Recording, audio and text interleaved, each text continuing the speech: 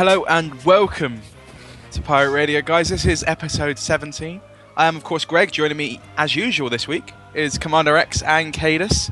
Welcome back, Xavi. After last week, I think you decided to go to watch a film instead or something, and we got Poopin, the legendary Poop, who provided so many insights, far more than you. I don't know why we've got you back this week. I'll just leave then, get Poopin. I'll poop around, I'll go. So, I'm sorry we're a little bit late, guys.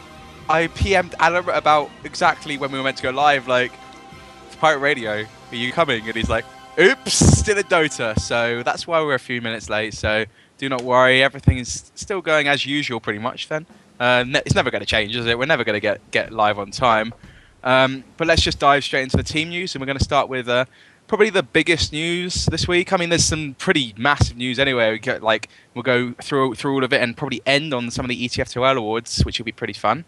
But we'll start off with the Yo-Yo Tech news. So, of course, earlier in the week, last week we talked about Hat and Tavik leaving, and they were trying to get Zappis and Samsy in. But pretty much the night after, they ended up having a big chat and deciding to fold. Didn't want to keep going with Zappis and Sam and keep going from a slightly lower skill, I guess. Cadus, do you want to bring in what you know about it, of course, because you were in that situation? Hey man, you play 2 nights with Sam and you'll see exactly why we decided to fold.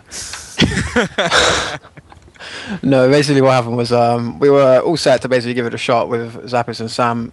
Fair play to them. It went probably as well as could have been expected, but Linus decided that what he really liked about Yo-Yo Tech was the people that were in the old team rather than, the level that we played at. So he basically just decided he didn't want to start on basically what would be a whole new project, because what he really liked about the team was lost basically. So we just decided to call it a day. Because we could have replaced Linus as well. In theory, there are soldiers available who could have done the job, but it was just like Sucker kind of wanted to play soldier in lower divs because he was only really playing medic because of the level and because of the people and things like that. So I think everyone just really, at that point decided it was over. Yeah, that's fair enough. Xavi, do you have anything to add? Any insight into what's going on? Your personal view? No? I think they should just picked up a stance on Harry Hook and replace Linus. And maybe replace Sucker if he wanted to quit as well. Yeah, of course, that news came later than Yo-Yo Tech knew about it. So, for those of you who don't know what Xavi's talking about, is the fact that Stannis and Harry Hook are coming back to the scene, and they will play, but only with each other. Yes, I said that. Homo. So, yeah, what happened there, Cadus? If you had known about that, would you have picked up the Spanish duo instead and stayed alive? Or is it literally it would have been the easiest thing ever. I mean, Stannis messaged me just yesterday or the day before he put up his recruit post, just yo, what a Yo-Yo Tech fold. And I'm like, hello. And I was just explaining the situation to him. And he's like, me and Harry Hook looking for a team, yeah? And I'm just like, you're a fucking asshole, bro. 2 days earlier, and it would have just been, have them, problem solved. But what's done is done. And other people have made their plans now for what they're doing. So it's a little too late. All your players are looking for teams. We'll talk about you in a little bit, but you say other people have made their plans. Do you know what those plans are? Well, Linus is going to play Demo Man in the lower divs for, I think they're his friends of some sort. Hungarians, I don't know. Sucker, I think Sucker's looking to play Roaming Soldier and, again, lower divisions. I think Sucker could probably, I don't know about Linus on Demo, I've never seen him play it. But I think Sucker could probably get to, a Div 1 level on Soldier pretty quickly, so. Cool. Maybe we'll be seeing the next Pescanova. Yeah. Tavik, is this news that I've rumours that I heard earlier in the week about him going to quarantine? No, was it quarantine? Yeah, quarantine a soldier. Is that going through or? I don't know if he's definitely joining them, but he definitely wants to play soldier, and they definitely need a soldier. He's pretty buddy. Whoa. Go ahead, man. Yeah, they're both Swedish connections. They know each other. They're friends. Yeah, I was gonna say Tvik's very buddy with Bevan and those kind of the Swedes in that team. So I don't see why they wouldn't take him. But who knows? Maybe Tvik's just too much of an idiot for them. They like to play it quite smart a lot of the time. Yeah, and do you know what's going on with Hat? Because we did mention last week, I think, that he was trialing for Yo-Yo Tech as medic, but they've kind of not Yo-Yo Tech, sorry, for TCM as medic, but they have made other arrangements which we'll come into in a little bit. Do you know what Hat's going to do now? Hat has been 24/7ing Nana Chan Simulator 2012 in non-Steam game, which I believe is World of Warcraft. So goodbye to Hat. It was nice. See you again in a week. No, see him again in about 4 months. That's what he did last time. 4 months of WoW was enough, and then he came back and would join that Yo-Yo Tech team, the previous one with Admirable and those lot, and Great Face and Soldier again. So see you then. But let's move on to Cadus, what Cadus is doing now. So for those of you that don't know, Cadus has been playing for TCM this week. So they have moved Bite back to Medic. Cadus is going to go on demo. Where he belongs. It's kind of worked out pretty well for TCM. You know, they've been a bit dodgy trying to sort out either demo or Medic, and with the Yo-Yo Tech split, it's worked out well for them. So that means that Cadus is going to slot in on Demo Man for them. Is that guaranteed? Is that a safe spot, or are you trialing, or what? I don't know. Like, no one's really been specific about it, but I don't know. I believe that it's just a case of that's the roster that we're going to try. Okay. No one's like particularly on trial. It's just like see how it goes, and if it don't work, then I guess Bite will try something else if he sees other options. And something we probably should have mentioned before this, actually, because it kind of comes into the whole TCM thing, which is when I left Infused, obviously it left Infused scoutless, and they have confirmed, it was confirmed on Thursday, I was pretty sure, I knew a little bit earlier than that, but it's now actually confirmed. Joey C is now the new Infused scout. Good move from them, really. You know, it's the team that won ETF2L. Joe has played with a lot of these guys before, I think, or knows of them from the old school days. That's for certain. And you know, it should slot in pretty well, I'm sure, especially alongside Cookie. And that, you know, it's looking like a formidable lineup really there, and definitely, you know, that likes to keep hold of, I would say, number one spot. Whether it's I don't know whether you kind of have to say that Infused is the number one team at the moment, but they need like another win against Epsilon before you can guarantee that. I don't know what you guys think about that move. Makes sense. It was the obvious pickup, especially after the final. Yeah. Also, one thing I do want to add, of course, is that Infused is, used to be 5 UK players and 1 foreign scouting Cookie, and now the easiest way, the best way for them is to get another UK player in yet again for all the I series. So getting Joey C, it's the simplest way for them, and it makes it all cheaper for the org and everything like that. So getting Joey C is like the best thing for them. He's not playing at I-45. I'm still playing for them at I-45, but that's pretty much the Infused news. Cadus, do you want to add anything more to that? So my mixed team still has a chance at I-45, you say?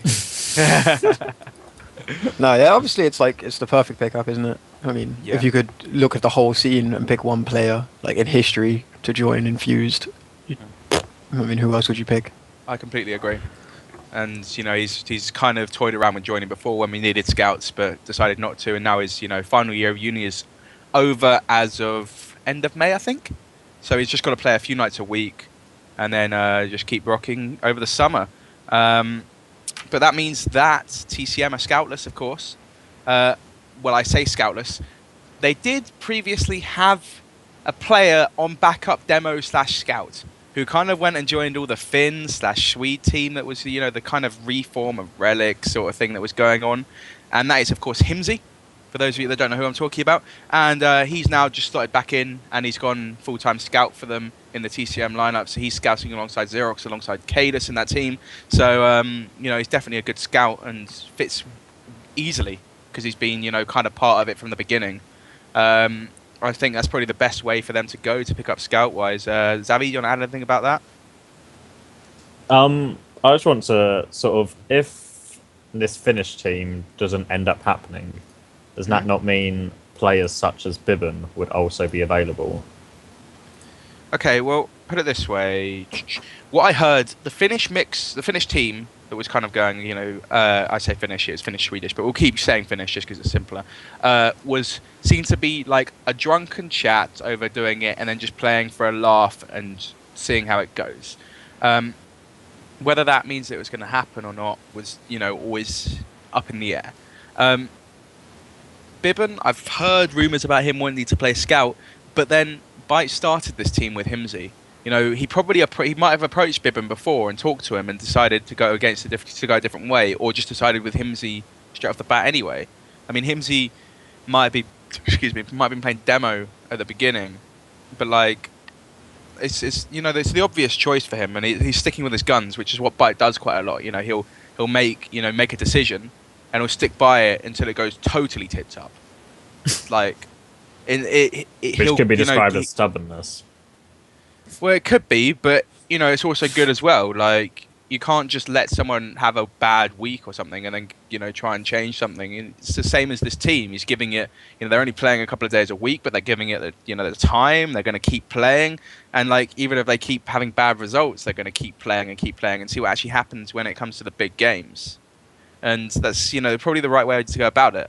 And whether you say, oh, if you took Bibbin, it'll be better than taking Himsy, I don't know. Himsy's played more recently, I would say. No, they both played in the same season, actually, didn't they?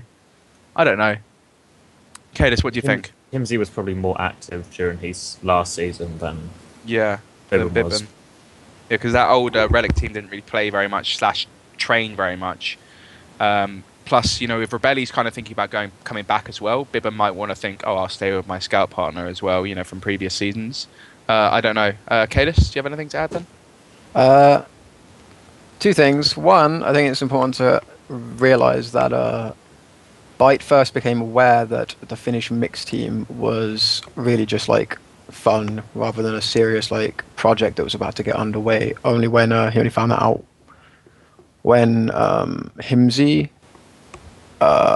told him like, "Yo, I'll play scout for you," like in the wake of Joey C. So Byte was just like, "Yeah, go for it, mate." When like Himsy said that, so.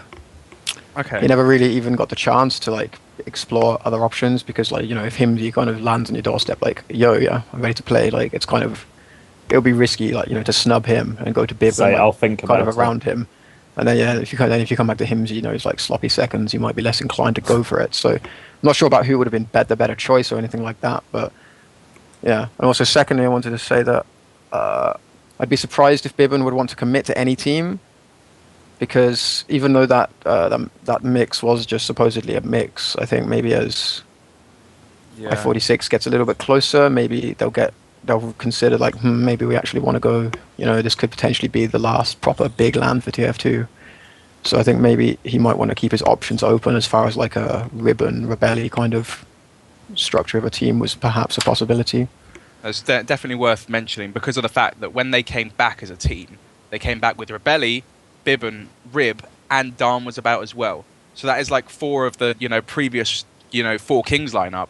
Like 4 of the previous Dignitas lineup, I say, because Messina was the other scout, wasn't he? Yeah. Instead of Rebelli. So, but yeah, I'd say that, and then they can quite easily snag some other players, I guess. So as Kadis says, it's probably that's a really I didn't really think of it that way at all, but. A good thing to say completely, and I actually agree with that. Is like dodgy asking Bibbin, especially when Himsy has gone, look, I'm here. You've wanted me to play for you before. You've given me you said I could be backup, all that jazz. So, I think it's probably gone the right way of getting Himsy.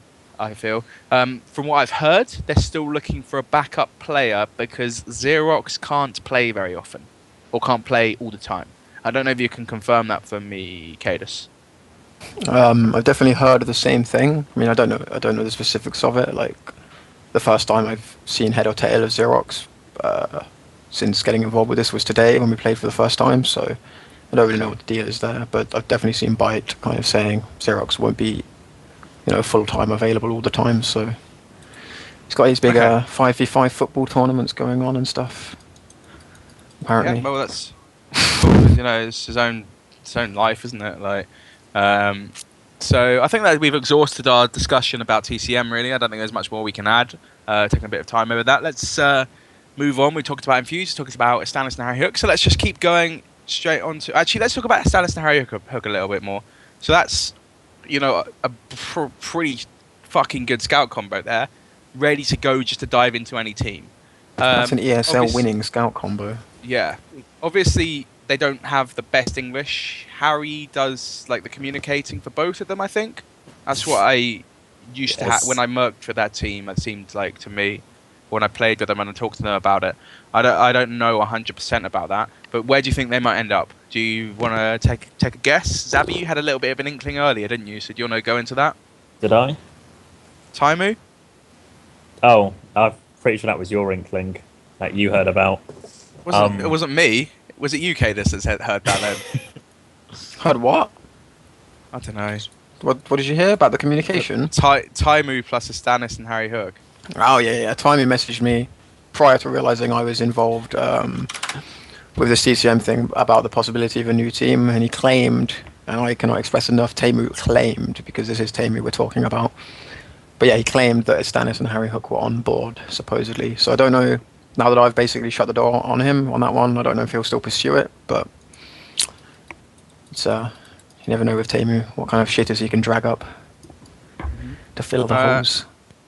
Well, to be honest with you, if you're in Astanis and Harry Hook's shoes, okay, and you're thinking, what are we going to do? There's not very much time before the next season. I think there's an announcement tomorrow or the day after, Campo was saying. It's tomorrow, yeah. Yeah, so there's not much time. You need to think about what you're going to do. Taimu has a team that is in Prem. Yes? So from that Scouts combo point of view, they're going to go, hang on a minute, if we can get, I think both of them have played with Taimu before, have they? I'm not 100% on that. I wouldn't take my word. They might not have at all. Taimu played in Mr. as the only non-Spanish player. It definitely had Harry Hook, did it not? But I don't believe it had Astanis. I don't even think it even had Harry Hook, honestly. I think they were playing for Knockout at the time. I think it had Noon at one point because he replaced Dorkin. It was Dorkin and Longus for the Scouts, and they got Noon. So I don't know if they've even played with them before. Maybe they never have, which means there's a lot more chance of this team actually happening. Yeah. So... Not to mention, if their English as we're is bad, slagging Taimu off a bit. if their English is like, it's a lot easier to put up with rage when you don't understand it. Like, it's very easy to put up with rage. Like, when I was played with Oh My God It Is, and they were, like, arguing in Russian, it's so easy to tune it out because you have no idea what the words are. Like, it's just noise, basically, and it's really easy to tune out, so... Yeah, so they could quite easily make a new, or not make a new lineup, but bring in new players for that team and be in Prem. I mean, like, if you're the TF2 admin team, okay, and you look at the lineup that we kind of suggested before about all of them like off-classing and a load of Americans coming in, or you look at a lineup with Taimu, Astanis and Harry Hook, you kind of go, okay, well, that's kind of a Prem spot that you have to guarantee. Excuse me. Like, if I they think have you have another to. half of a team. Yeah, of course. Like, Idiots, Abby.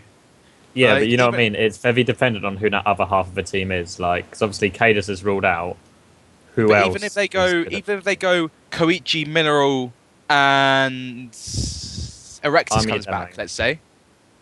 Okay? Even if they do that, that's Prem. Straight away. Like, I know Erectus probably isn't going to, but if they can find the right players to fill the gaps...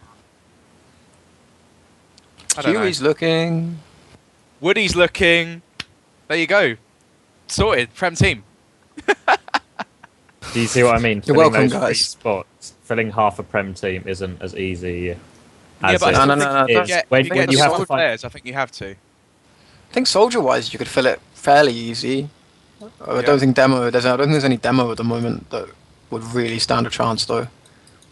Like the only person I can even vaguely think of is if you were to take a chance on Ponyon. Like, he would definitely struggle at first, but he has potential, like. But you'd have to take a chance on someone like Ponyon because there is no Prem demo. Evox just pointed out with us, Thai, GDK. There's a couple of going in chat. I don't think Ty wants to play anymore. I don't think Ty wants to play with Tamu under any circumstance either. That's the thing. You don't just have to find half a Prem team. You have to find half a Prem team that are Taimu compatible.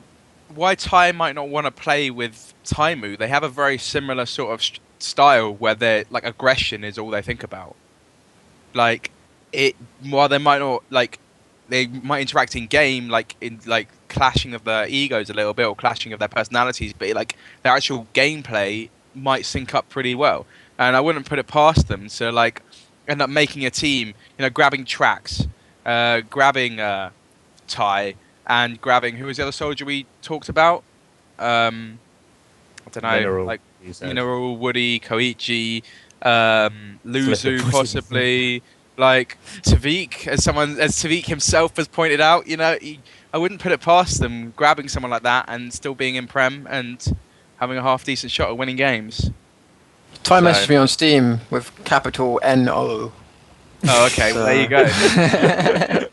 Well, how come when I say it, it's blanks over, like I'm not sure what I'm talking about, but when Kada says, Okay, well, let's move on from that team. We don't know where Astanis and Harry Hook are going, and I don't think they do either at the moment. So if you're in need of 2 scouts, and you need a good 2 scouts, there you go. Go talk to Astanis and Harry Hook, guys. Let's move on to where are we going to go through first. I think matches from last week. Let's start with the ETF2L final, of course. Infused versus Epsilon. I didn't play. Joey C played. That means they played with the new lineup.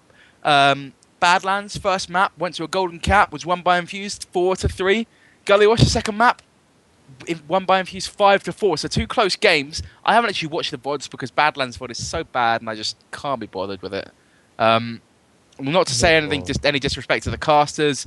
It's someone, whoever was streaming had PC issues, and the first VOD is like a bit dodgy, as Cadis has said to me a couple of times. And so Xavi is the only person that watched the game, and he probably doesn't even remember what happened. Do you, Xavi? My memory is very sketchy of everything most of the time. All I know is Seb hit every pipe, and as good as Epsilon's game revolves a lot around Stefan and Walters being a distraction, but it's so easy to get a scout that's taken a pipe. And when Seb kept hitting like insane pipes, like pipes that he shouldn't look like he's able to hit, it just took them out, like neutralised their threat. Yeah, so I talked to Dunk after the game, actually, the next day, about what happened. And he said that their soldiers were awful. It's basically what he said. And that's where they won it. Plus, Cookie and Numlocked were sick. And that's what I've heard from other people. Flisco played really well as well. Flisco, it felt like F2 was really a lot more exposed than he normally is. And I'm not sure, if it comes down to, Epsilon soldiers not being good, or if it came down to Flisco having a good game. But Flisco was, on top of F2 for the entire game. And I've never seen F2 have to dodge so much, if that makes sense. Being pressured as much as he was in the game. F2 is never one of those medics who he's just safe always. You don't really see him doing a Roy's rocket surf a mile away very often at all, and it just seemed like he would just Epsilon just weren't together. And I think Nox had a complete shocker. There's a few times I watched from his point of view when he would get an Uber, and it just seemed like he forgot how to play soldier. He'd shoot one rocket at the closest guy to him, then swap to the next closest guy, shoot a rocket at him, then shoot a third guy, and it's all you've done is taken everyone's buff off. He did nothing with any of the Ubers. It was disappointing for him. Yeah, I have to point out one thing. I haven't watched the games, and I've seen a screenshot, and Shocky had 5. Was it 5 DOMs or was it 4 DOMs on Gullywash? I think it was 5 DOMs. And they were 4-3 up at the time. No, 3-2 up at the time, and he had 5 DOMs, and he ended up losing that game. How disappointed as a player must you be when you're playing that well, and you end up losing the game? It's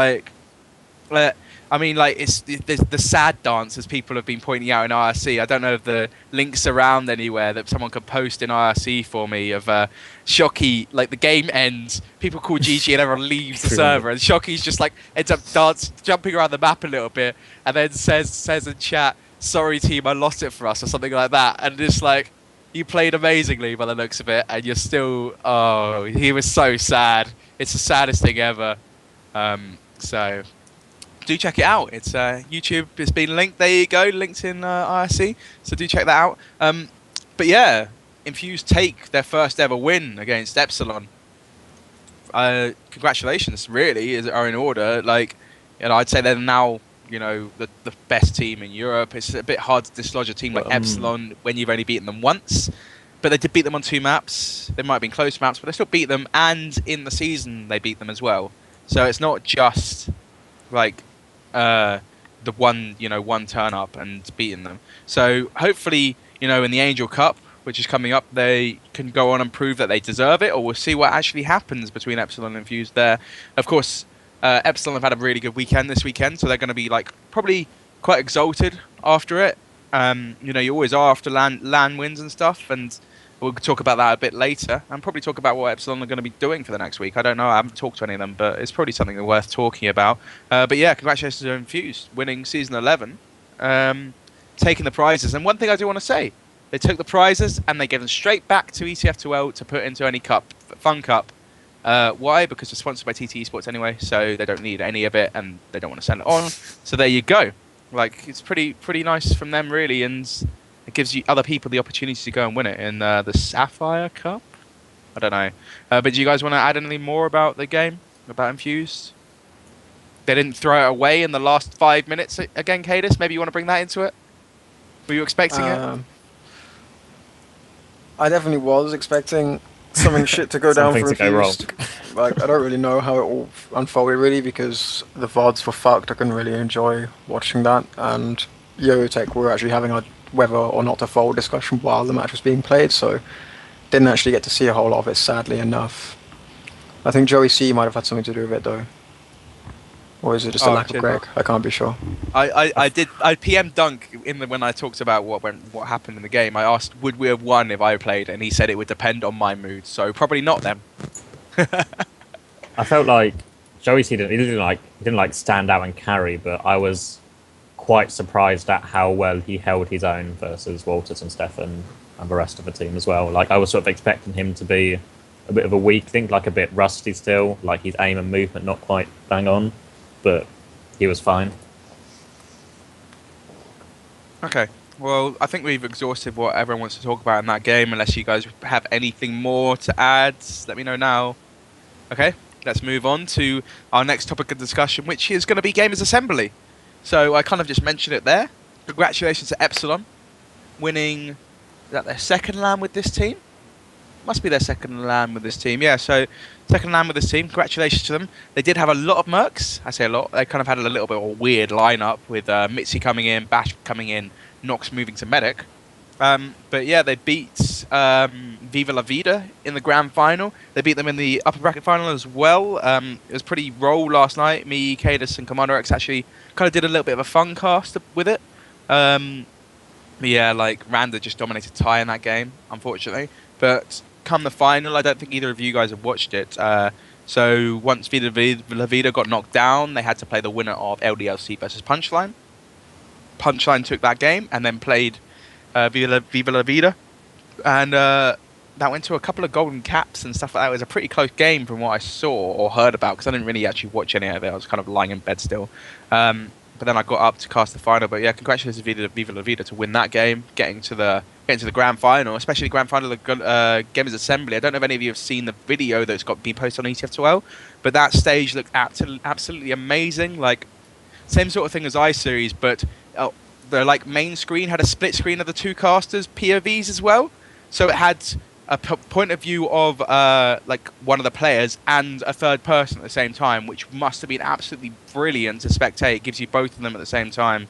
Yeah, looked pretty good. I don't know if either of you had seen that. Had you? I saw it briefly. I watched a bit of Cammy's video and checked it out, and it looked good. Yeah, indeed. And so yeah, Epsilon took it. The first map was Badlands. They won 6-2, I think. Viva La Vida were in it for a bit. It was 2-2 at one point, and then just kind of threw it away. I have to say, Thai played a lot better in today's game than he did last night. Or whether it was random playing worse, I don't know. The limelight on the main stage didn't really phase Thai too much from what I saw. I think the main thing that why Viva La Vida kind of had a little bit held on a little bit more was like the underdogs. You know, I've talked about it in the cast a little bit as well. The fact that they're the underdogs in the game they needed to win was the second place game versus Punchline, and once they won that, you know, they kind of all the pressure's off their shoulders. I've been in that situation before. Cadis has been in the opposite situation, like Epsilon. So I'm kind of talking my own. So do you guys want to talk about this game? No? I didn't see it. It's hard to comment on a game. Yeah. Well, you saw a game last night, so... Yeah, well, let's talk about Freight then. So Freight was the map choice of Viva La Vida, right? And I have to say I thought it was a really wise map decision because of the fact that in the season, Epsilon couldn't be asked with Freight, basically. That's what they've tried to make it out. They did a little bit, but like they lost the game on Freight versus Infused, like so it was a little bit dodgy for them on Freight. So it's probably a cool map decision to go with. They ended up going up 1-0, going down 3-1, and brought it back to 3-all. So it got to Golden Cap, right? And Viva La Vida, like, capped middle, capped second, and had an Uber advantage pushing last. Messed it up. Nice tickets from Randa held it, basically. They got pushed back. Then they retook second again. And so once they retook seconds, then kind of just wasted it completely. They just rushed in. Like, they spent the whole of the game playing really slowly, like kind of the CC style we've seen recently, the slower gameplay. And they get to the Golden Cap, and it just seemed to go tits up for them. Like, just rushed into everything. Cadis, you saw the Golden Cap on Freight, didn't you? Yeah, I did see the Golden Cap. Do you wanna comment on it? What were you just talking about the bit like toward the end where they like They rushed in out really for absolutely no particular reason? Yeah. Yeah, that was fucking stupid. Sorry, lads, but what the fuck? We're in a Golden Cap in the grand final. We're not gonna complain at you. We're not gonna call you quarantine because you camp for 4 minutes on second. Okay. I would have. Yeah, Xavi would have. No, I said it's okay if it's land final. It's like you don't even need to camp, and you can still like do like the one player like exchanges. Yeah. To try and get like that significant advantage, like an Uber Force or something, because like you lose one guy and force Uber on Freight last, like they're not gonna get anywhere fucking near two. Like unless you completely fuck it up, they're not gonna get anywhere near it. So, there's so many options. I really don't understand why they rushed. I guess it's a LAN, adrenaline was pumping, and they just probably weren't fully filled in on the situation. But it was a heartbreaker. I'm not gonna lie. Yeah. It was a proper heartbreak. You're thinking they can push this to a third map, and instead they threw it away. And it kind of came down to the experience, really, is what it was. And Epsilon just pushed forward, ended up capping it, winning. Congratulations to them, to be honest, winning the tournament. They did deserve it completely. So, they take land victory at Gamers Assembly in France. I don't know where it was. Was it Poitiers? I don't remember where it was. Does anybody know whereabouts in France it was before? It's definitely France. Yeah, there you go. Congratulations to Punchline, getting third as well. Unfortunately, not managing to upset Viva La Vida. LDRC took fourth as well. And that's all I know about the team, the player, where the teams came. So check it all out. I'm sure Gamers Assembly website has it all there. So, but yeah, do check the VODs out as well. So VODs from yesterday, knockout stages, and then we had the final today. We didn't cast any of the other games, I don't think. So unfortunately, so none of the lower bracket final or lower bracket consolation final. Do you guys want to add anything more? No. I just want to call out. I was just gonna say, like, going back to the fluff at the end. Just want to call out Skeege a little bit. Okay. Because I'm guessing he was main calling, and I feel like he sold himself out because it was such an un-Skeege-like move. Like Skeege is like, I'm normally complaining that Skeege is too much of a pussy, and now it's like completely flipped around, and he's just done like the most retarded aggro play for like absolutely no reason. Like I think it was you that pointed out earlier when we had a little chat about it at some point that he just completely like, even if he could have gone like insofar as gone in, buff the scout, and then still escaped, but he just like completely altered his positioning so that he was committed when really like there was just no reason to. Like he so easily could have come out and then just, okay, you lost your players, but your med's still up. Yeah, it was just sad, really. Yeah, I completely agree. Unfortunately, they didn't manage to push it to the third map, which was Snakewater. So yeah, Epsilon took that. Congratulations to them. Let's move on to the next topic because we've taken a bit of time so far. We've got quite a few topics left still, and it's 11 our time. Let's move on to Angels Cup, which is like happening every Thursday for like the next 3 or 4 weeks now or something. Like a month. Yeah, the first round took place last Thursday, of course, and it was kind of the sort of rolling first couple of rounds for all the top teams. I don't think I saw any upsets. I haven't really looked at it enough to see any upsets. But so the first round was like Badlands. Second was, I don't even remember what the maps were. Freight. Dollywash? Freight. Freight, yeah, it was Freight actually. I take it back, Freight, yeah. And then the third was Croissant, which I thought was a. So this is the first time I played it. I was Mo for TCM with Cadus. We kind of had like a mixed team playing, and I thought it was a really, really good map. But before we go into the map, let's talk about some of the games. Do you have any of the brackets up, Zabby, to talk about any results that might have like pop up?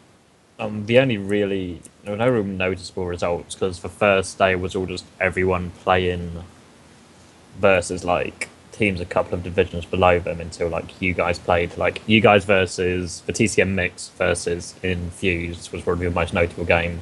Boner did take Epsilon to a golden cap on Freight. Was it to a golden cap? I think it was either to a golden cap or like they took him within a point and they were ahead for a while. Like Epsilon was completely rubbish at Freight. Okay. The other game I'm just looking at now, UV beats the Deserto mix, which is like a couple of Deserto players plus the like Reg crew 3-0. So I guess that's a big round, which means so the next round of the upper bracket is Infused versus UV, and Cracklam versus Epsilon. So Cracklam versus Epsilon should be a really big game. It's actually going to be a best of one, isn't it? On I don't know what map that is. Gully Wash. So do we want to do some predictions for that? I predict Angel will cave when I message him later and make it a best of 3. Oh well, I like that idea completely. But let's say the best of 3, Epsilon in 2. Do you reckon? Infused in 2 versus UV is, I would say, even if they're not even playing. Epsilon CC, I think it'll be a 2-1 Epsilon. I don't think it'll go straight to Epsilon. CC have been playing well recently. I reckon CC will take it if it's a best of 1, but if it's a best of 3, Epsilon will win. Just throwing it out there, but Nox has quit now, right? Or wasn't that supposed to be Gamers Assembly? Was the end of Nox? I don't know. I wasn't sure if that was confirmed or not. I think it was confirmed, but it's like I'm not sure of the timing. Like if it's straight after Games Assembly that he's going to leave, because if he's going to, I think if it is and they have to use someone else, I think it's going to be 2-1 CC. Okay. To be honest, and I think I do seem to remember hearing that it was after Games Assembly he was going to quit. I mean, we'll have to wait and see, because that timing would make sense as well. Yeah, like, because I mean the season, like apparently the announcement for next season is tomorrow, so Epsilon really, I don't think they'll be caring too much about this cup. I think they'll be looking more at sorting themselves out for the next season. Yeah. Okay, well, if that's the case, we want to talk about what Epsilon are going to do. So if we're going to, talk about gossip that we've not even mentioned yet, like we kind of mentioned it the previous week, but not this week, Epsilon losing Nox, main caller. One of their, soldiers since they've been, Epsilon, since the new Epsilon's been made. Losing him is going to be really detrimental to their team. Who would they get in? Do you reckon it's going to be Mitzi? And F2 will start calling? Is that what you guys reckon? Okay. Cadus? Yes. I don't really see what else they can do, to be honest. I mean, word on the street is they tried to poach Hawks. I was going to say that as well. No luck there. So that was only a couple of days ago, to my knowledge. So as far as I know, they haven't really got a plan themselves yet. Exhausted their options. Yeah, they're not really. I don't know. They haven't really made any direct moves. Okay, well, maybe Nox will end up playing anyway. Like, they'll probably find someone and try and start finding somebody, but if they need to, Nox will probably end up playing. Like, I don't know. Depends how far in advance he's told them of this date. I don't know. We'll have to wait and see what happens on Thursday, really, when they play CC. That'll probably be the big day to find out what's going on. Just quickly take a look at the lower bracket, see if there's going to be anything of consequence going on. Playing Punchline, which will be interesting. Yeah, that'll definitely be a good game. Quarantine Punchline, I think you have to give it to. I don't know. I think I'd give it to Punchline actually. I think I have to predict Punchline. Do you know what map it is? Let me scroll. Is it lower round 3? Gully Wash, same as the other one. I think you have to give it to. I think I have to give it to Punchline just because of the fact they played well at LAN. Yeah. They're going to be pretty, pleased with themselves with that. And Quarantine don't have IPS anymore, so they need a soldier, and nothing is really confirmed yet. So those are the two reasons. Cadus, what about you? Yeah, I reckon it's going to go to. It could quite easily go to Punchline. I mean, no massive upsets at Gamers Assembly, but I think that will probably do a lot for their confidence because they did really put in like a good shift against Viva La Vida.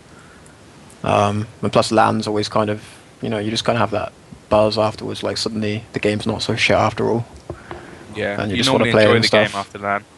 Yeah. Um, I By the wanna way, talk something else. about- Is, oh, you go for it, man. yeah, I was just gonna say it's interesting. Also, another game that's gonna be going ahead on that night, the 21:30, will be the losers of Infused and UV um, playing. I'm pretty sure that will go to the Byte mix, like the Bytes team. The loser Yes, of that, and most that will likely. happen at 21:30, and then the loser of the other I one was, will go I to. was, I was going to mention something else before that. The Deserto mix might be Deserto. They might just bring all their players in on Thursday because last Thursday they couldn't do it. This Thursday they might bring everyone in, which could mean we're going to have a TCM versus Deserto on lower round 5. What map's that, Xavi? Do you have it up? Lower round 5, Granary. Lower Wouldn't round it be 5. in lower round 4, though, Snake No, Quarter? no. That's Oh, no, different yeah, it would games. be the next Oh round. wait, Yeah, I've cocked up my reading of the bracket. That it game that will I was be talking Granary. about is going to be the following week. Yeah, so it'll be whether Deserto are. I don't know if anybody in chat can confirm for me whether they're going to change it. I don't know. Poop or Ryan or Skeege. Like, Oh, we'll let's see. not wait for an answer from Deserta. We'll Yeah, be let's forever to get a straight answer. Hi, Poop. There we go. So you never know with them whether they'll just play with the same mixed team they had before or whether they'll bring everybody in. We have to wait and see with that one. But yeah, so in theory we could have a decent game there, and that'll be the last game of the night. And then the week after would be when the winner of that game would play the loser of. I think they'd actually play the loser of CC Epsilon rather than the loser of Infused UV. I'm not sure which way it falls. I think because of the fact that it kind of like every time with a double bracket, every time it falls, it swaps in that sort of situation, rather than just falls the same way. Because if that happens, it means that the TCM mix will play Infused again. It could play Infused again, which isn't the way it should work. So I reckon that'll be against Crackland or Epsilon, which will be one hell of a game. Then of course we've got the same week as that game we would have the lower bracket final, and the week after will be the consolation final, I think, and then the week after that is the grand final. So we've still got quite a long way to go with this cup, but we can talk about that next week anyway. So couple of good games though. Definitely tune in Thursday. I think Xavi might be casting it. We'll see Epsilon versus Crackland, possibly a best of 3. Fingers crossed, guys. If not, we'll see it as a best of 1, and we'll probably see the Deserto mix versus TCM on the game after that. We'll have to wait and see what happens. But I think that's it really for the Angels Cup. Should we talk about Croissant? Do you guys want to go into it? Cadis, you want to go in it first? Well, I can't say too much because I've only played that one game on it, and it's quite hard to actually tell much about the map. But it was definitely very interesting, and of all the maps that I know of at the moment, it's the one that I'd probably most likely, like to see developed a little bit more into like a season 12 map, maybe even. Keep going. I was just going to say that the mid was very interesting. I think there does need to be some minor changes. Some people are calling for it to be reverted to a way it was in a previous version of the map that apparently made it more easy to go aggressive. But personally, I kind of liked the way that mid played. I just felt there was a couple of like clusterfuck scenarios and maybe some like simplification of geometry around there, like maybe expanding the House of Death or whatever they called it on the cast, like Murder expanding House. it just a little bit. Murder House. But yeah, but in general, I really liked the way that mid felt because it didn't just feel like, it's not just like a fucking bridge, one team comes from one side. Like, yeah, I mean, like, that's the only, like, apart from Snakewater, like, the maps always just tend to try and, like, mimic the Badlands dynamic, which is cool because it works, but I don't know, I feel like Croissant has a shot at actually having, like, working gameplay without just being, like a carbon copy of Badlands. Xavi, do you want to go into it from your, like, you've casted it? Have you played it as well or not? No, I've never played it. I only cast out Okay. one game on it, so I can't really have too much insight. Okay, well, I'll go into it. I thought it was really, really interesting. I really enjoyed the gameplay on it. I think I had a bit of a laugh playing it as well. It was pretty fun. Middle, I like the dynamics on it for sure. It like had a lot of different things attached to it, and I like the way Arnold's done it. I think second is something that needs to be explored a little bit more. I really liked the gameplay on it and the way that people had to push into it. But let's say if you were pushing out from last into it, it was a little bit weird from that side. I don't know. I still think I really, really like the map. Last in itself was, I have to say, the letdown for the map completely. I quite liked middle second. I like the way the maps played out. But last was like, if you're defending last, it felt like it was impossible to hold. I don't know if you felt the same, Cadis, when we played. Did you? It definitely did feel like it was impossible to hold, but I'm not gonna make a judgment there really because about pretty much every time I was actually alive for like a last defense, I fell on the floor and then I just ran around like, where the fuck am I for 30 seconds until the game ended. Like I literally did. I couldn't fucking navigate it. Like I mean, the time I got on the server before the map play, like I just worked out how to get to mid and stuff like that. Never really thought about last. And then I was just like, I couldn't work out what the fuck I was going on it. The main thing with it that I have to say is there were lots of little intricate things that I found really cool. That like opened up so many doors as a scout. The likes of last behind the point, like below the point. For those of you that have played it, there's that health pack. But like you can jump up from that health pack onto the point. I thought that was really, really cool little intricate thing that's like I've not seen before. And there were quite a cool lot of little places. I don't know. I like the fact that you can crater effectively, fall into the water on second. But I don't think like that at all. no, I think it's a really, really cool map. And the main thing that I liked about it is it feels really small. It feels like you're fighting all the time, and I really like that about the map. So I did really like it, and I definitely think we should look into putting that in or playing some more of it. It should be in this cup a couple of weeks down the line, and as soon as I came out of the game, I thought that should be in next season. Like if I had the choice of that or Freight, it's with a snap decision, I would pick Croissant. Plus also the fact that Arnold is still developing it and he's still there, he's still asking for all of our input. It's going to make it even better. And also, while we're here, I want to talk about it.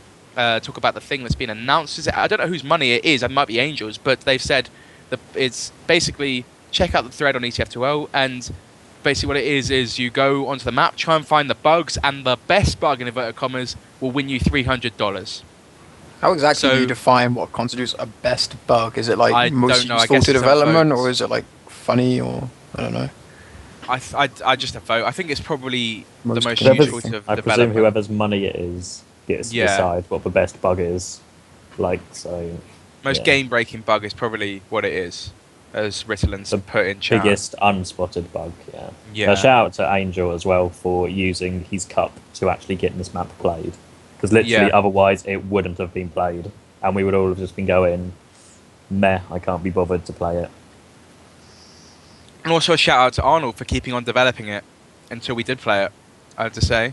Big shout out to him for that. And I'm looking forward to playing it a little bit more, to be honest. I really enjoyed playing it there. I think also the fact that we were playing as a mixed team that was having a laugh versus an infused team that was having a laugh made it a lot of fun as well. So we'll have to wait and see until we actually get into a proper game scenario. Obviously it's a cup, it's like pretty official scenario anyway, but it was kind of mixed team versus mixed team having a bit of fun on a new map is what it felt like. It'll be interesting in the lower bracket round 6 when Croissant is the map again, and that's for one. It's for one before the lower bracket final, so it actually counts for something, kind of thing. Like you've actually got a serious way through this cup. What are some potential matchups for that round? I think it's lower round 7, by the way, Xavier. I don't know where you're seeing this, but if I go to Esports Heaven and hit news, if I go to Esports Heaven, Angels Cup, hit news, it says lower 7, CP plus or beta 17. Lower bracket round 6, literally on my screen right now. I'm on the round screen. So you go to tournaments, yeah?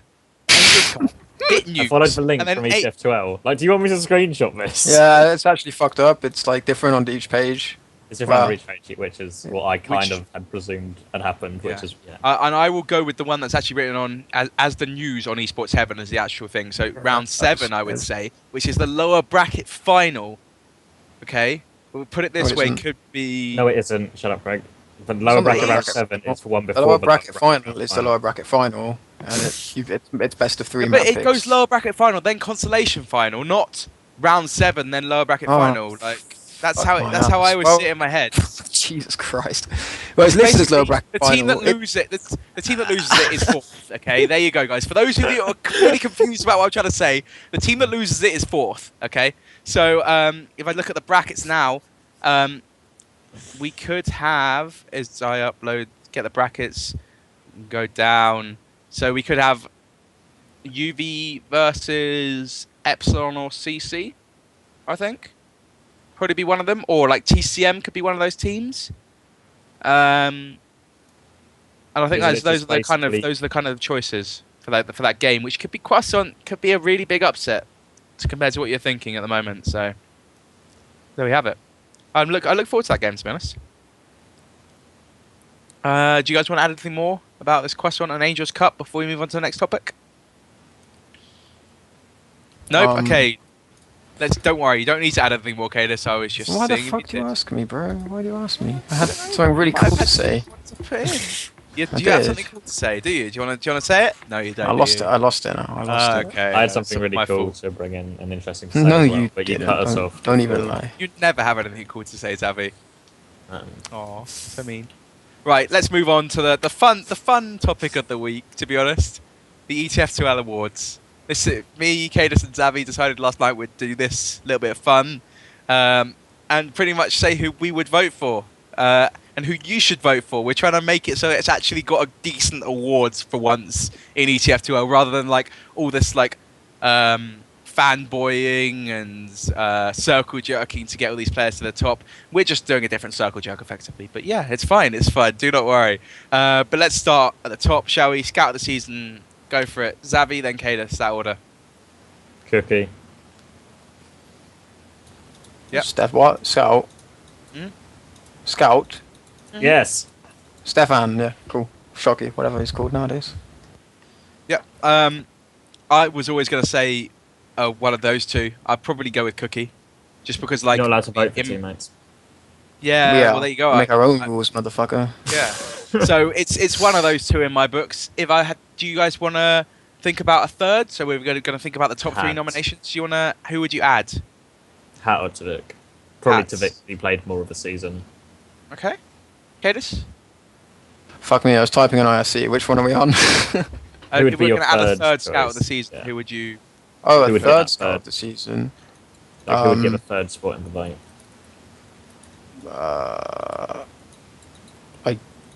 I don't know, one of the CC scouts, probably. Yeah, I put that. Actually, Walters played pretty well as well throughout the season. I find it hard to give it to Walters just because I never actually notice him because he's always playing with Stefan. But when I've played CC, the scouts did seem to be very lethal, so that's what sticks in my mind anyway. And I think you have to give it to Bash just because he's played with CC for longer in the season. I think that's what I have to say. Yeah, that's fair. So obviously it's up to you guys what you vote, but we're just helping you guys along in your decision making. Soldier of the season. Give me your who you would vote for, and then we'll talk about top 3 afterwards. Savvy? Mike. Cadus? I guess it would have to go to Mike. Yeah. I don't really would like agree. saying it, but it does. It has to. I would seems agree, like but if too I'm obvious. at the state where I'm not allowed to vote for Infused, Pescanova. Yeah, Okay. I agree. Do you want to talk about a third? Flisco. Flisco. Oh, I like that decision. I love playing with Flisco. He is awesome. So, I think and you, Gira and Nox have had a poor season. Matnan, someone's just written Matnan in the chat as well. I think Matnan's not had a great season by his standards.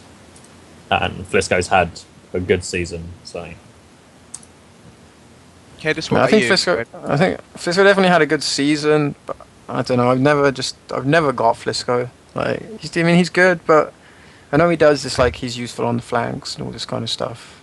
And I guess it's good, kind of, to have that mentality in a way. But I find it hard to give like a soldier of the season because I don't know. It's just very like unspectacular most of the time. Okay. For soldier of the season, I mean, I'm sure if you told a lot of soldiers to play in such a way, they could probably do it. It's just kind of mentality. I don't know. He's definitely good, but nothing special like the flashes and sparkles. If you know what I mean. I wouldn't vote for him to win, but I can't. I think he deserves it more than other soldiers this season. If we're counting Pescanova as the second nomination as well. All right. Well, I would have to say that while Gear might have had a poor final, and a few people I've spoken to have said he's had a bad season, I don't think he has had that bad season at all. He was always the person that's messed Infused up when I played, so I'd probably still vote for Gear. And a team that's come second in the season almost, got unlucky in the final, should we say, when it was a really close game. You can't not put any of their soldiers into it. If I had to say anybody else, I don't think you can give it to Boomy. I don't think you can give it to Linus. I think you might have to give Justify that last statement. I think you might be able to give it to Hats. Yeah, I was about to say you might be able to give it to Hat. I don't think you can, unfortunately. I don't think you can give it to Nox. I don't think you can give it. Flisco is a good shout, but I would say I'd probably vote for Flisco if I could, but obviously I can't, so I'd go for Gear. Right, should we move on to the next one then? Let's have a look at the Demo Man of the season then. Cadis, why don't you pick first? I'd probably guess go to Numlocked or Red Shock, but I don't know. CC didn't really get the results, if you know what I mean. I mean, Red Shock was definitely like he always shines for them, but if you place third overall, then clearly, it just seems a bit daft because clearly it wasn't because Numlock was obviously the shine, like the thing that really made the difference for Infused. I thought in the final, from what I saw. Okay. But I think I don't know. Oh, sorry, guys. I was just going to say, up until that final, it was complete 50-50 for me, but after the final, it just has to go Numlocked. Okay. What about you, Xavi? I don't think Red Shock's had that great a season by his standards. Okay. I felt like he had a couple of Crackling kind of rely on Red Shock. Not rely on him, but he does so much work for them, and you really noticed when Red Shock wasn't doing work, CC were really struggling, whereas Seb and Randa have both been playing consistently well all season, and obviously Numlock gets the nod because he was on fire in the final. Yeah. I think it's so hard not to give it to Seb, but obviously if I'm doing the same thing, I can't do it Infused. I think I give it. I think I go for the 3 UK demo men in the top 3, and I go Cadis second. I think that's what I would do.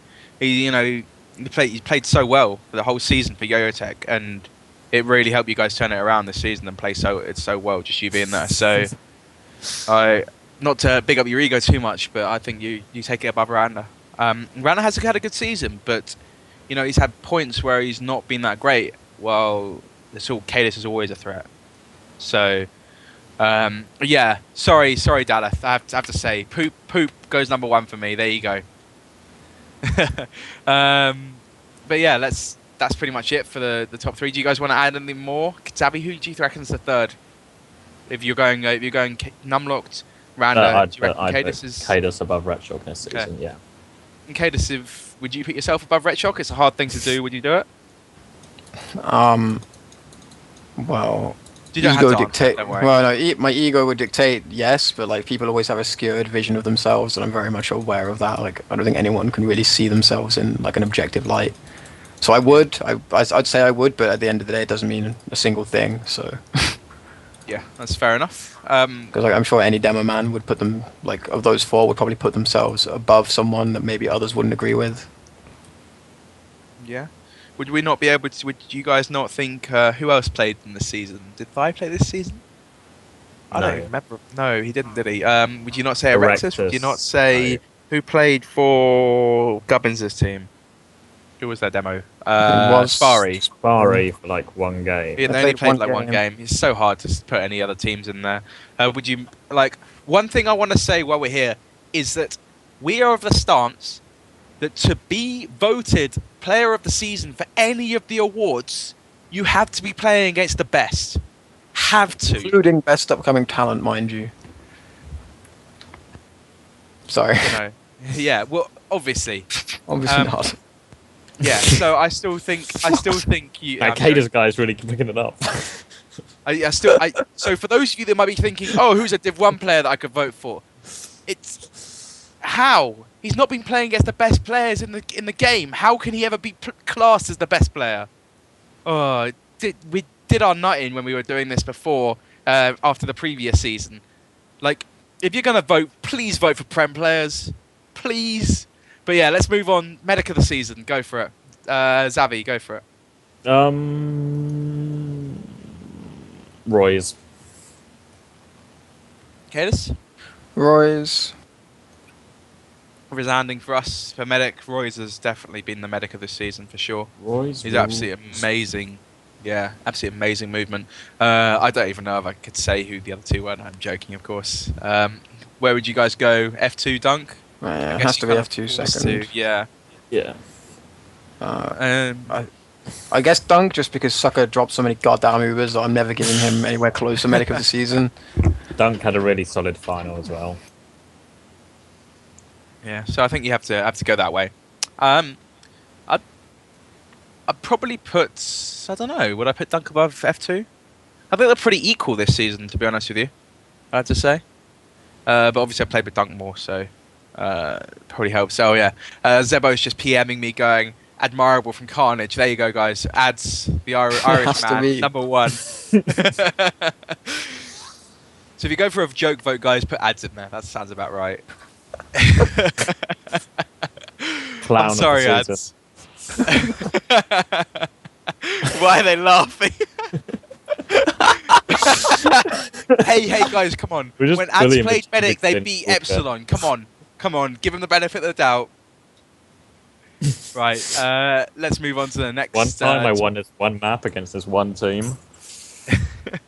Let's do off-class of the season. Kind of automatically gets put down to Sniper of the season. There are a few Spy plays, but nothing ever really stands out compared to Sniper plays. Spy of the season. Shall I go first this time? With the off-classer, I think it has to go to Tavik. Cadus, who do you think? Yeah, it's got to be Tavik, man. There is really no other. I don't think even... Zavi? Same. Yeah. You said the same. Are there even any others that really stood out, like, this season? Well, Waters always stands out as a sniper, you know, in situations. And he had his Spy moments as well, but nothing, like, overly noteworthy. Like, Stefan had his few seconds as, like, sniper as well. Yeah. Plus, Stefan's pyro work is always good. Anything else? Anybody else really stand out? Cookie sniping. I have to say, I had to reminisce about that on the gravel pit we played against Yo-Tech. He destroyed you guys. So maybe you have to put Cookie's name in there. Yeah, I don't think anyone sniped particularly a lot in this season. Like, you don't really see. No one's been like. Other than Tavik, who does it quite a lot, I don't think anybody else really did. So yeah, I think you have to go Tavik, Waters, Cookie, or Tavik, Cookie, Waters. I think you have to do that. I don't know what you guys think. Yeah, I mean, it's a toss-up between Waters and Cookie. I mean, it's tough because they've been around so long and they've been renowned for so long that you just kind of don't even notice them when they're being, like, hitting everything on Sniper. Yeah. So people mentioning Flippy, did you listen to what I just said? Oh, man, he's Russian. Just let him get away with it. He doesn't speak the language. He probably didn't understand you. Like, I'm sorry, but whenever Flippy plays against a Prem team, he gets killed before he can even shoot a shot. How is that Sniper of the season? Oh well. Yeah, Forsaken. Take your opinions and get out of this channel. Fuck off, mate. There's like 5 people putting that just to troll me. Fuck you! Right, let's move on. Surprisingly good team of the season. for a troll, here we go, Infused. There's no fucking troll. I think that's bang on the money. Like, I mean, did you expect Infused to win? I certainly didn't expect Infused to win. Yeah, I mean, I guess I thought as well. I guess when Joey C came in, it was less surprising. But Oh, fuck you. I don't even mean that. I regard Joey C as like one of the best scouts like there has been, like as an overall player. He's one of those guys. He doesn't stand out in any one particular area, but he's just like across the board. Like, yeah. I think it's worth mentioning. Comps. I'm sorry. I think it's worth mentioning Carnage for upsetting one map versus Epsilon in This one time the I won season. this one map against this one. It's team. true, but the fact that it was gravel pit makes it slightly less surprising for me because you always kind of half expect that kind of stuff on G-Pit. Yeah. Of course, we don't have to do Prem teams for this. I think that we kind of need to look back towards the Excello Cup or UV. Actually, that's a good thing. Shout. Nobody in their right mind thought LMS were going to win the season of Div 1, and they destroyed it as well. So I think they are the most deserving team of it of the prize or the accolade of team of the season or most surprising team of the season. Who else in the Excello Cup? We had Whale and Nitros. Those two teams had a bit of an upset in the Open Cup, but other than that, didn't really upset anywhere else. But yeah, I think you have to say LMS probably the most surprising team. I think as well, like I thought all their players were like Div 1, but I was surprised that all their players were like looked better than Div 1, if that made sense. Like it wasn't just a couple of like carry players like you sometimes see. It was just like everyone played better than I thought they were. Let's go for the next one, which is... Did we do? Oh, it doesn't really matter. We did 3 teams for that. Really, it's kind of moving on down the line. Best Premiership debut of the season. We kind of discussed this last night, trying to work out who had a debut and stuff, and it kind of comes down to a lot of the Yo-Yo Tech players, really. For me, anyway. Do you guys want to discuss who do you reckon? I'd probably throw it up between Trick and the Sucker. I mean, I know I joked about the Sucker dropping Ubers before. He did drop a couple of Ubers, but like in general, like his play was, I thought it was like, for like a Prem Virgin or whatever you want to call it, like on Medic of all things, like he was just so like chill the whole time, like about everything, like never once kind of losing it or panicking or anything like that. He was always like so calm and like focus. Like, obviously, I've got like the insider view on that because I'm playing alongside him, but like I've literally never played with a medic that was as calm as that, let alone one that was in Prem for the first season, like for their first season. Yeah, I think it's going to be hard for people to vote for a medic in that category. That's the problem with it. Maybe we've enlightened people to vote for the Sucker, but I think it kind of has to be Tavik from me. He had an outstanding season, and I'm damage. I automatically think of damage dealing classes when I'm thinking of best debut of the season, and it kind of stands out a lot more than a medic who we've not even put in like medic of the season. While Tavik would at least been put in off classer of the season, and he probably played really well as a scout anyway. That he could have been possibly put in the scout this season. So I think it goes to Tavik from my point of view. I personally wouldn't put him in scout of the season though, and I don't think off classing really has. I mean, there were times when Vic literally turned a game on its head, but I don't really think it has that same influence. Like, I'm not saying you're wrong, but I think it is kind of like 6 of one, half a dozen of the other. Okay. I think they're the two clear front runners because they didn't look out of place in Prem. Like, if you didn't know it was their first season, you wouldn't be like, this guy's never played at this level before. For either of them. I think it's worth mentioning Crouton for his first ever season in the game. And while at the beginning of the season he might have looked a little bit out of place, I don't think he was at the end. Yeah, that's a good shout. For best like debut season, like irrespective of division, then it's got to be like probably has to be Crouton. But for best Prem debut, yeah, there were players that shone a lot more who hasn't played in Prem before. Yeah. Oh yeah, Dallas mentioning Boomy, of course it was his Prem debut, guys. He used to play in 1, not in Prem. So you're allowed to vote for Boomy, guys, so do it if you want to laugh. He didn't do half bad. Not at all. He actually had a really good season. But someone we didn't really think about too much earlier. I kind of like brushed over him a little bit. He did actually have some really good. His shotgun aim seemed to be a little bit illegitimate for a bit of the season. I Putting it swear you out there. always knew where the opponents were, man. It's like you had a radar or something. It's called game sense. Advanced. Status. Yeah, I think we kind of talked about who we'd vote for. Obviously, guys, it's your own opinion. When you vote in these things, you can vote for whoever you want. We're just Oh, you can't. in the right direction. As we say, Upcoming talent in the season. I don't actually know which divisions you meant to vote for in this. Is it It's below supposed to be Div 2? So it's like Division 3, 2 4, and 5, and below. 6. yeah. Is it Div 2 as well? Or is it I just thought 3, it 4, was 5, and Div 6? 2 as well. Okay, well, let's just take into let's brush over that. And I would have to say the two players that most shine for me, the two players that I now know more about of from the lower divs, would be Pognon and Luzu. Those two players, I'd say. I don't know if I know anybody else that's like up and coming sort of thing, but whether those two were in anything higher than what it's meant to be, I don't know. Do What do know- you guys think? Ponyon was an Outsiders, who are Division 2, so technically doesn't count, but I don't really see Luzu why was as not. well. Yeah, I don't really. I don't know. For me, it should be Division 2, like, should be the border, rather than Division 1, because I think there is, like, quite a noticeable, like, difference. I think as well, people don't people sort of see. I don't know. Like Div 2 just doesn't seem like there's so many teams in Div 2. It's kind of not quite as that sort of same prestige as Div 1 and Prem. Yeah, for like a best upcoming player, like if I'm gonna say someone is the best upcoming player, then I would expect to see them playing Prem in like 2 seasons max, kind of thing. And really, like I think Division 2 like fits that criteria. Like if like a Prem team is looking for someone unheard of to take a chance on, like Div 2 is where they're gonna look. And so for me, that's kind of where the category slots in quite nicely. But 'cause, I mean, to be honest, I could list a bunch of players in Div 2, like the Sido guys, like Kinyu and Monkey or something. I thought I was really impressed by them, and Uber's obviously, pretty good as well.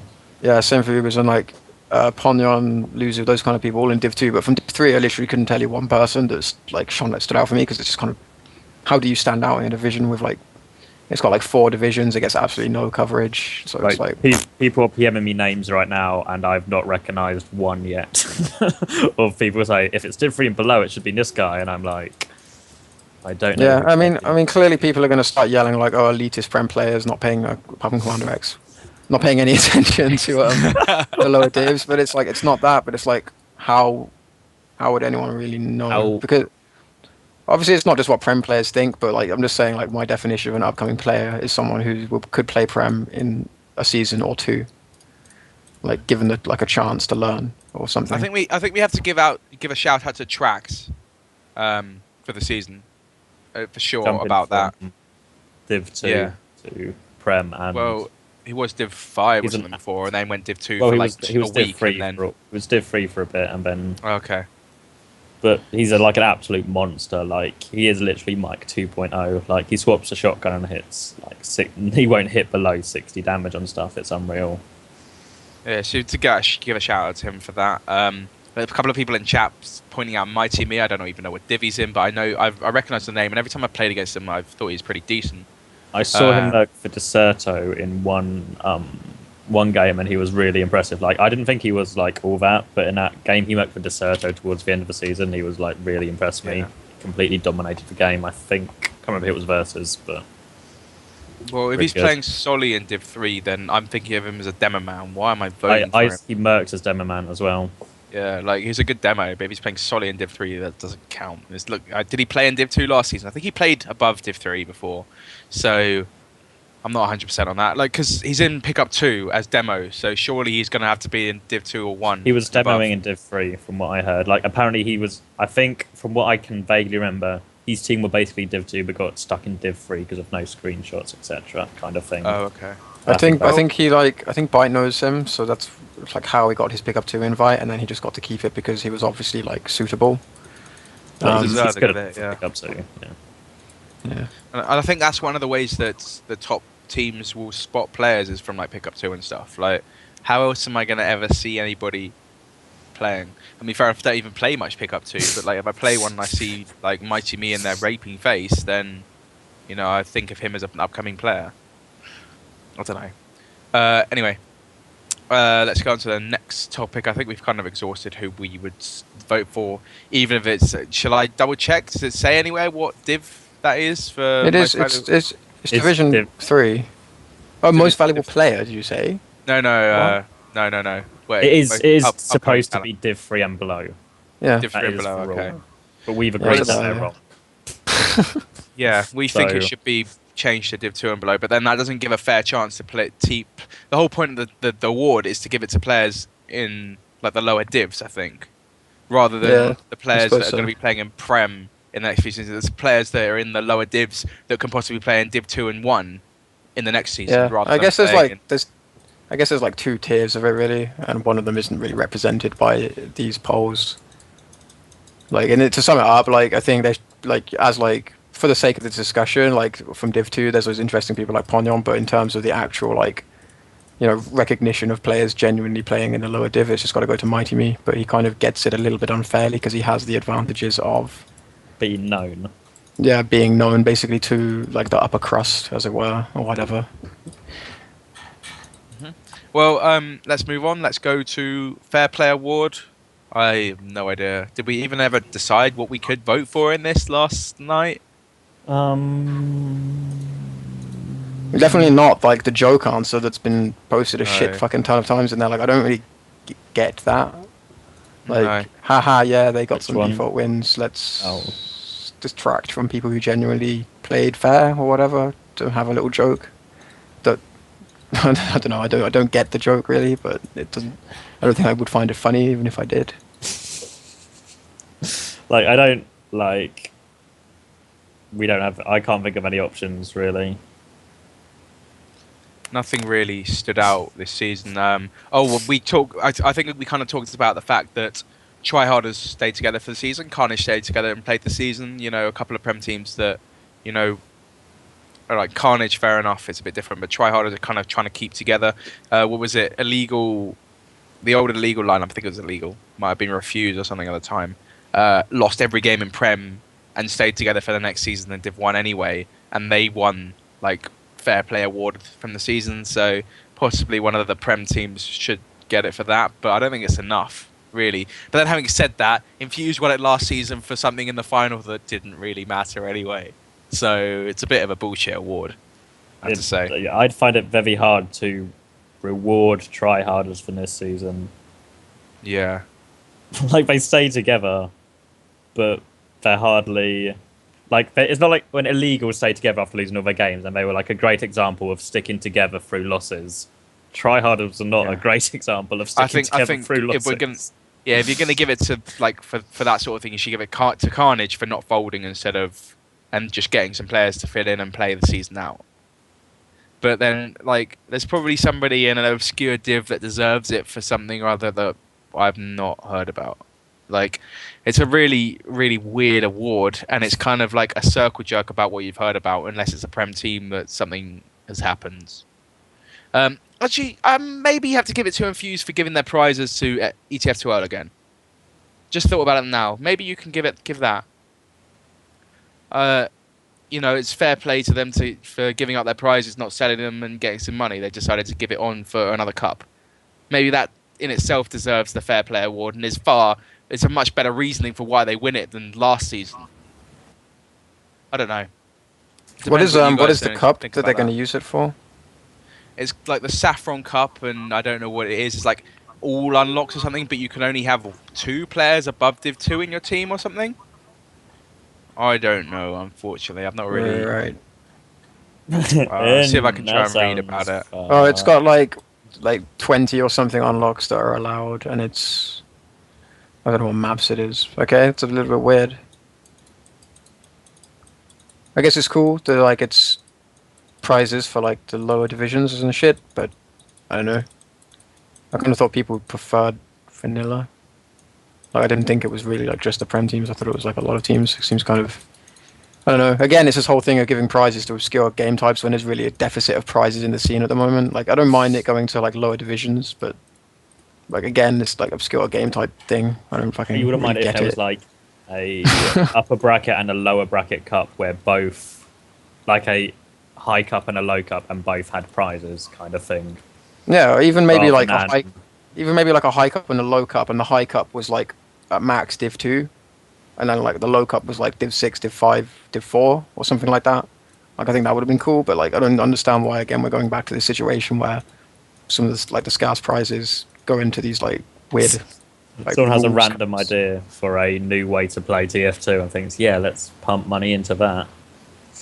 I don't think it's the worst idea in the world. I think Aye. you're going over the top a little bit. I mean, look at all the other like leagues across the world that play with all these unlocks and giving, it's a little bit of a fun cup. It's got a bit of prizes, which mean it's like adds more to it. Like the top teams, as Craftsman said, have already given them back to ETF2L to use. So it's been there for the top teams to win anyway. Why should, because the Infused have given it back to them, why should ETF2L themselves turn around and go, okay, well, we've got to give it back to the Prem teams again? Which pretty much goes, okay, unless Infused win this, Epsilon are going to win it. And if Infused win it, they're just going to give it back to us again, and we're going to have another cup until Epsilon eventually win it, or Crackland. Well, maybe that would You might as well solve just the prize go problem Epsilon in and TF2 Crackland, for all play a else. game. The winner of you guys win these prizes. If you're going to do that, Exactly. There's absolutely no point in that. I like the way they're doing it, and while I like vanilla and all that jazz, it's up to each other. Well, they can play a fight. At least it's a 6v6 cup they're doing. Come on, Yeah. not some Just random step up, game. I suppose.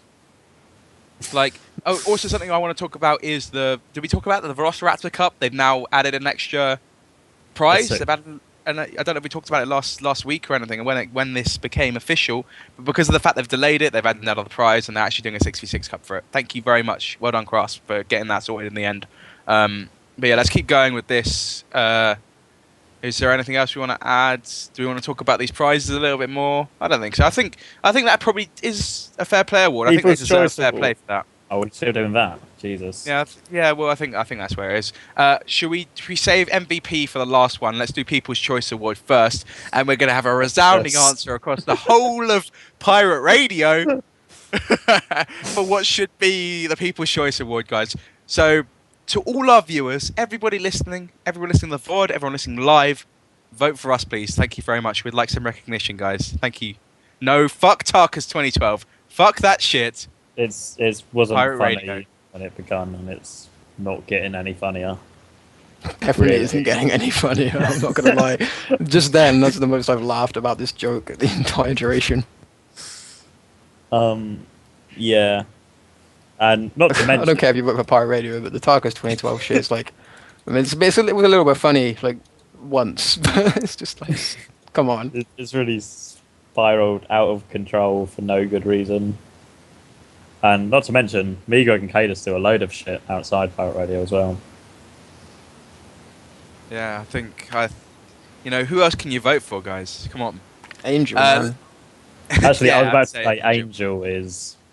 Absolute Angel. trooper, what a legend. If you don't Warden. vote for us, vote for Angel. There you go. Warden. Vote for Warden. Don't That guy's vote for us, difficult. vote for Angel, is what I would have said. Give Angel some love so he gives us some more money. Yeah. Yeah.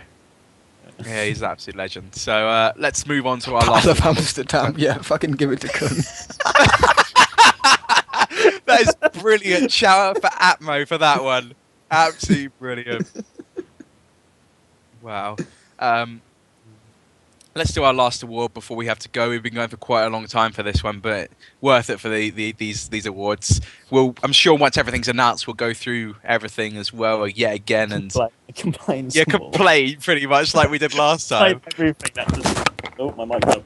Complain at everything that didn't give a vote that we wanted, basically. Yeah.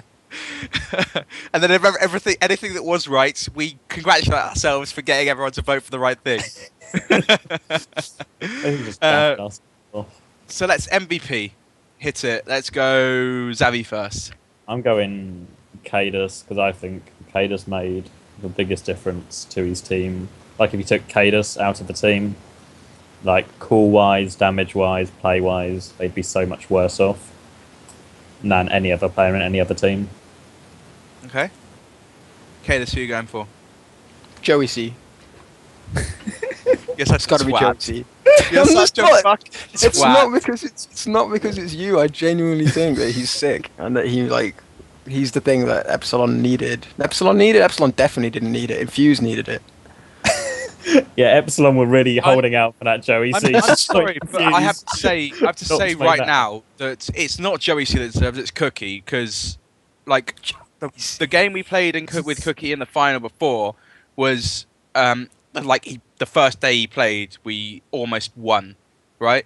A whole season later, and we've won against Epsilon, and Joey C Cookie brings out the best in sat in, and you can't, if you're gonna give it to an Infused player, you either give it to Numlock or you give it to Cookie.